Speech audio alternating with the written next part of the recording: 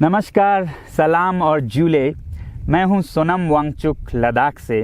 आप में से कुछ लोग हमें जानते होंगे हमारे शिक्षा सुधार के कामों के बारे में, या फिर पर्यावरण के काम में आइस स्तूपा, आर्टिफिशियल ग्लेशियर जैसे कामों के लिए, या फिर आई लिव सिंपली जैसे ग्लोबल मूवमेंट्स जो कि सादा जीवन अपनाकर क्लाइमेट चेंज को रोकने के लिए लोगों को प्रेरित करती है। मगर दोस्तों, आज मैं इन चीज़ों के बारे में नहीं बल्कि आप लोगों को एक बहुत ही ज़रूरी संदेश देने के लिए आया हूं, जो कि चीन और भारत के बीच अभी जो टकराव और तनाव की स्थिति बनी है, इसके बारे में आपकी क्या जिम्मेदारी है। मैं लद्दाख में हूं और आप देख रहे हैं सिंधु नदी को बहते हुए यहाँ, और वो जो पहाड़ियाँ हैं उनके पीछे नुब्रा और चांगथांग के वो इलाके हैं जहाँ पर ये तनाव बढ़ता जा रहा है। हज़ारों सैनिक वहाँ ले जाए जा चुके हैं। सुनने में आया है चीनी वायुसेना के जहाज़ भी वहाँ तैनात किए गए हैं, और एक घंटे पहले भारतीय वायुसेना के जहाज़ भी मेरे ऊपर मंडरा रहे थे। सामान्यतः जब सीमा पर तनाव होता है तो हम आप जैसे नागरिक ये सोचकर सो जाते हैं रात को कि सैनिक इसका जवाब दे देंगे। मगर मैं आज आप लोगों को ये ज़रूरी बात बताना चाहता हूँ कि इस बार सिर्फ सैनिक जवाब नहीं, दो तरफा जवाब हो और उसमें नागरिक जवाब भी हो। तो आप जैसे नागरिक दिल्ली, मुंबई और बेंगलोर और अनेक शहरों से क्या कर सकते हैं, इसमें ये समझने के लिए पहले हमें समझनी होगी चीन की ये हरकत और वो ऐसा क्यों कर रहा है। आपने देखा होगा कि ये सिर्फ भारत के साथ नहीं हो रहा है, बल्कि पिछले कई हफ्तों से चीन ये दक्षिण चीनी सागर में वियतनाम, ताइवान और अब हांगकांग के साथ भी छेड़खानी कर रहा है। और मेरा ये विश्लेषण है कि वो ये सब किसी देश के साथ दुश्मनी के वजह से ज़्यादा अपने अंदर की समस्याओं को सुलझाने के लिए कर रहा है। आज चीन को सबसे बड़ा डर है तो अपने जनता से डर है। उनकी 140 करोड़ की आबादी, जो कि एक बंधुआ मजदूर की तरह बिना मानवाधिकारों के चीनी तानाशाह सरकार के लिए काम करते हैं और उसे धनी बनाते हैं, जब वो नाराज़ हो जाए तो फिर एक क्रांति की सी परिस्थिति बन पड़ती है, और इससे चीन बहुत डरता है। आज कोरोना के प्रकोप के बाद चीन में फैक्ट्रियां बंद हैं, एक्सपोर्ट्स बंद हैं और बेरोज़गारी 20% तक बढ़ चुकी है। लोग बहुत नाराज़ हैं, क्रांति हो सकती है, तख्ता पलट हो सकता है। इसीलिए चीन पड़ोसियों से दुश्मनी करके अपनी जनता को अपने साथ जोड़ने में लगा हुआ है, और ये पहली बार नहीं कर रहा है। 1962 में जब भारत के साथ जंग की तो वो जंग भी उसने अपने जनता को संभालने के लिए की थी। तब 4 साल का अकाल और भूखमरी हुई थी, और इससे ध्यान हटाने के लिए ये जंग की थी। चीन के लिए अपनी जीडीपी और जो खुशहाली है उसे बढ़ाते रहना बहुत ही ज़रूरी है, और जिस दिन जीडीपी घट जाए वहाँ की जनता क्रांति के लिए तैयार है। मैं तो कहता हूँ कि इस बार भारत की बुलेट पावर से भी ज़्यादा वॉलेट पावर काम आएगी। जो नागरिक पैसा खर्चते हैं चीन के सामान को खरीदने में, ज़रा सोचिए, हम आप भारतीय उद्योग को मारकर चीन से मूर्तियों से कपड़ों तक हर साल 5 लाख करोड़ के सामान खरीदते हैं, और फिर यह पैसा आगे जाकर हमारे सीमा पर हथियार और बंदूक बनकर हमारे सैनिकों के मौत का कारण बन सकती हैं।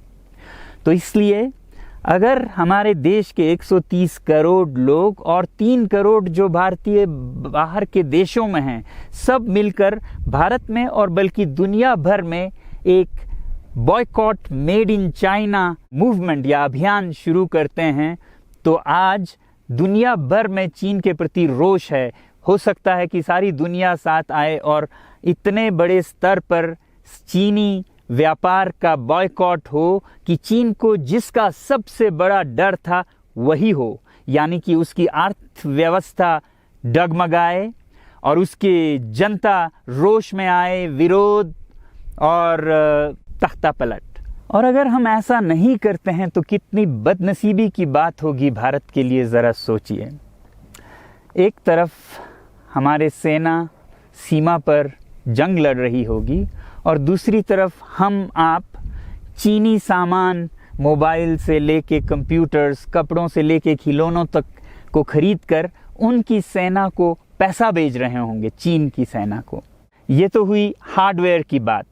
दूसरी तरफ हमारी युवा चीनी सॉफ्टवेयर, एप्स, गेम्स जैसे टिकटॉक, शेयरिट, इन सब में मस्त, उन्हें दूसरी तरफ से करोड़ों करोड़ों का पैसा भेज रहे होंगे। तो इसलिए बहुत ज़रूरी है कि हम एक नागरिक जवाब ज़रूर दें और इसे एक अभियान बनाएं, ग्लोबल मूवमेंट की तरह। ये बॉयकॉट मेड इन चाइना का जो अभियान है वो भारत के लिए भी एक वरदान साबित होगी। जैसा कि हमारे प्रधानमंत्री ने एक विजन हमें दिया था स्वावलंबन का, सेल्फ रिलायंस, वो तब हो सकता है जब हमारे अपने उद्योग फलें फूलें। और जब हम बॉयकॉट करते हैं इन सामान का तो अपने देश के उद्योग का, उत्पाद का हम प्रयोग करेंगे और उससे मजदूरों को रोजगारी मिलेगी और सारा देश खुशहाल होगा। बजट होगा कि हम और अच्छी तरह से टक्कर ले सकें सीमा पर भी। तो इसके लिए मैं आप लोगों से अपील करता हूं कि जहां तक ऐप्स और सॉफ्टवेयर की बात है तो हमारे युवाओं को एक हफ्ते में उन्हें अनइंस्टॉल करना चाहिए। Boycott made in China, software in a week and hardware in a year. क्योंकि साजो सामान के लिए वक्त लगेगा हमारे अपने देश से और बाहर से विकल्प निकलने तक, तो उसे हम एक साल के अंदर कर सकते हैं। तो ये हम न सिर्फ अपना प्रतिज्ञा करें बल्कि 100 और लोगों को इसके बारे में समझाएं, शेयर करें सोशल मीडिया पर, और हमारी जो मीडिया है वो जनता तक, देश के कोने कोने तक पहुंचाए। और जैसे ही इसका असर दिखने लगेगा, इंटरनेट से ऐप्स लाखों में, करोड़ों में अनइंस्टॉल होंगे, तो चीन को संदेश साफ जाएगा और यही एक तरीका उसे मेज़ पर पहुंचा सकती है जहां पर कि बातचीत हो शांति की। तो जाते जाते मैं ये बता दूं कि मैं क्या करने जा रहा हूं। इस फ़ोन पर जो भी चीनी ऐप्स हैं उन्हें तो मैं एक हफ्ते में हटा रहा हूं, बल्कि ये फ़ोन जो कि चीन में बना है इसे भी मैं एक हफ्ते में अपनी ज़िंदगी से अलग कर रहा हूं। और एक साल के अंदर हर वो चीज़ जिस पे मेड इन चाइना लिखा है उसे ज़िंदगी से निकालने जा रहा हूं। हमें चीन से, चीनी लोगों से कोई समस्या नहीं है, चीनी सरकार और उनकी रवैयों से समस्या है। जब तक चीन में परिवर्तन ना हो हमें ऐसा करना होगा। और आप लोगों से मैं अपील करता हूं कि आप अपने शहर में, अपने मोहल्ले में ऐसे इवेंट्स करें जहां लोग प्रतिज्ञाएं करें कि चीनी सामान का बहिष्कार करें जब तक चीन में परिवर्तन ना हो। और मैं सालों से कहता रहा हूं कि 21वीं सदी में देश के लिए जान देने की नहीं बल्कि ज़िंदगी देने की ज़रूरत है। लद्दाख में बढ़ते हुए ये देश के लिए जान देने का कारोबार बहुत देखा, और जहां एक तरफ मैं सलाम करता हूं उन लोगों के लिए, उन लोगों को जिन्होंने देश के लिए जान दिया, मगर इस 21वीं सदी में मेरा ख्याल है कि देश के लिए जान देने की नहीं, ज़िंदगी देने की ज़रूरत है।